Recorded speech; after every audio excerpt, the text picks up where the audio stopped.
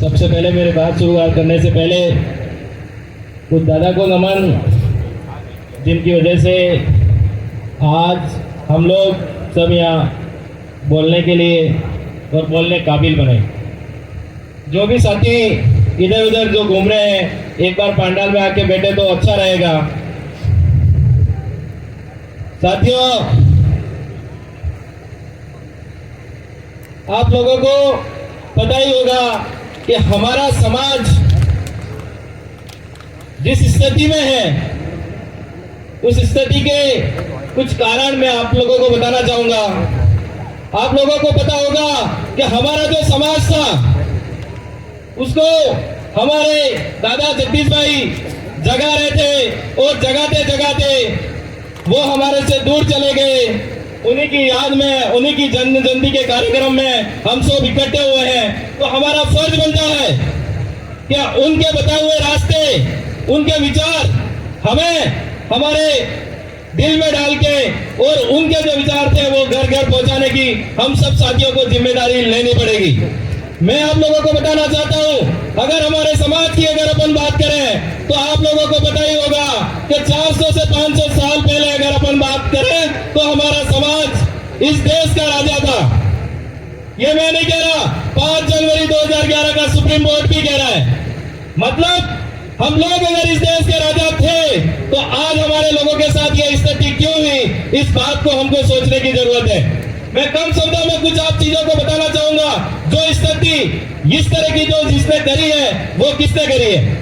हमारे लोग आजादी से पहले जो व्यवस्था थी हमारे बाप दादाओं की, वो ये जाजम थी और वो लोग इस जाजम के बलबूते, इस जाजम की एकता में रह के हम लोग उन राजा रजवाड़ों जितने भी आक्रमणकारी आए लगभग 100 से 200 लड़ाइयां लड़े और हर बार वो लोग हमारे लोगों से हार के उनको भागना पड़ा और हमारे लिए जल जंगल जमीन और हमारे हक अधिकार बचा के गए। तो मैं आप लोगों को बता देना चाहता हूँ कि अगर वो लोग हमारे लिए इतना कुछ बचा के गए तो आपकी, मेरी, हम सब की जिम्मेदारी बनती है जो लोग जो हमारे हक अधिकार थे जो बचा के गए थे उन लोगों की सुरक्षा करना। हम हमारा देश आजाद होने के बाद किस तरह के वो सुरक्षा कर सकते हैं, उन अधिकारों पे हम लोगों को समझने की जरूरत है।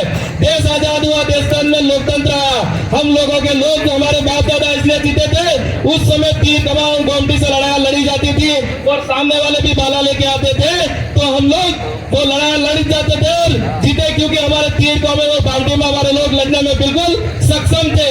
लेकिन आजादी के बाद दौर चेंज हो गया। आजादी के बाद दौर आया पेन कलम का। तो उस समय आपको पता होगा कि हमारे लोग कम पढ़े लिखे होने के बावजूद लोकतंत्र के बारे में नहीं जानने के कारण हमारे लोग धीरे धीरे कमजोर होने पे, आपको ध्यान होगा आजादी से पहले हम लोगों को हराने के लिए अंग्रेज और राजा रजवाड़े और इन लोगों ने दोस्तीकरण किया। उसके बाद हम लोग हारे। किसने दोस्तीकरण किया? राजा और रजवाड़ों के दोस्तीकरण के बाद हम लोगों को दबाया और हमारी जो समतल जमीनें थी उन जमीनों से हम लोगों को डूंगरों की ओर जाने की जरूरत पड़ी। और आपको आजादी के बाद की बात करें तो आपको 2020 के आसपास पता ही होगा, कमल कांग्रेस के दोनों राष्ट्रीय पार्टियां एक होकर हम लोगों को हराया। हम लोगों को हराया मतलब हमारे आदिवासियों को हराया। मैं तो ये कहना चाहता हूँ, ज्यादा दूर की बात नहीं करें, हमारे फलासिया का उदाहरण देख लो।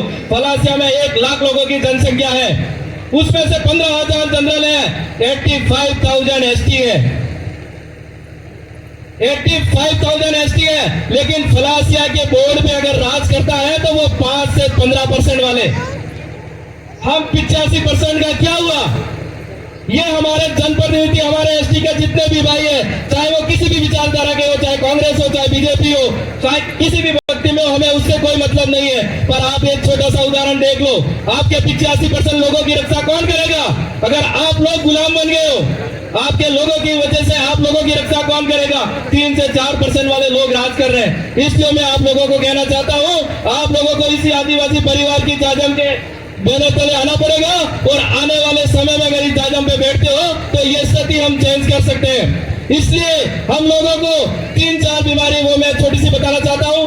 इसलिए सबसे पहली बीमारी जो है अपनी वो सांस्कृतिक बीमारी, सामाजिक और आर्थिक। और एक राजनीतिक बीमारी। ये इन बीमारी से जिस दिन अपन मुक्त हो जाएंगे, हो सकता है आने वाले समय में हम पुनः राजा बन जाएंगे, लेकिन आपको एक होकर लड़ाई लड़नी पड़ेगी। इसलिए मैं जगदीश भाई के लिए एक दो नारे लगाऊंगा, उससे आपको नारे बोल के और मेरी बात को विराम करूंगा।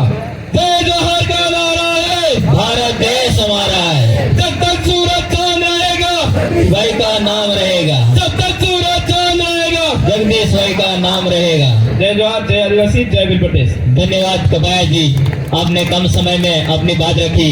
अगले वक्ता के रूप में राजू भाई ओगड़ा से, उसके बाद में सांस्कृतिक प्रस्तुति के लिए वर्षा तैयार है।